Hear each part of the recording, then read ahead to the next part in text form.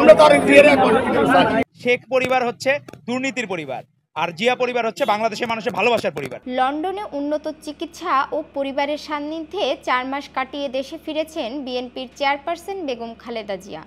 সঙ্গে আছেন 2 পুত্রবধূ ও মেডিকেল বোর্ডের সদস্য সহ 14 জন।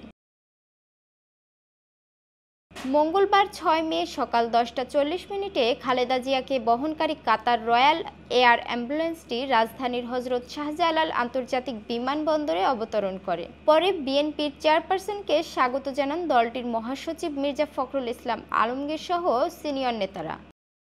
এদিকে খালেদা জিয়াকে শুভেচ্ছা জানাতে সকাল থেকেই বিমানবন্দর এলাকায় নেতাকর্মীদের ঢল নেমেছে।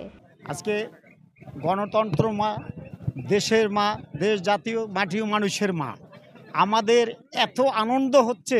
ঈদের বাজারে ঈদের মানুষের খুশি কি তার চেয়ে বেশি খুশি আজকে, যেহেতু আমার গণতন্ত্র মা আসতেছে বাংলাদেশে ফিরে দীর্ঘ 4 মাস পরে। আমরা আশাবাদী যে বাংলাদেশ জাতীয়তাবাদী দল এই মুহূর্তে এই দেশের সবথেকে জনপ্রিয় দল, এবং এদেশের মানুষ যদি আমাদের ভোট দেয়, আমাদের সহযোগিতা করে, তাহলে সেই ভোটদানের মধ্য দিয়ে আমরা আগামী দিনে দেশ পরিচালনা করব। সেই দেশ পরিচালনার মধ্যে আমরা আগামী দিনে তারেক রহমানকে এদেশের প্রধানমন্ত্রী বানাবো ইনশাল্লাহ। বেগম জিয়া কিছুটা সুস্থ হয়ে দেশে ফেরায় স্বস্তি প্রকাশ করেছেন তারা। দেশে ফিরে আবারও বিএনপির নেতৃত্ব গণতন্ত্র ফিরিয়ে আনতে ভূমিকা রাখবেন এমনটাই প্রত্যাশা করেন নেতাকর্মীরা। সোনিয়া খানম, দৃষ্টি 24, ঢাকা।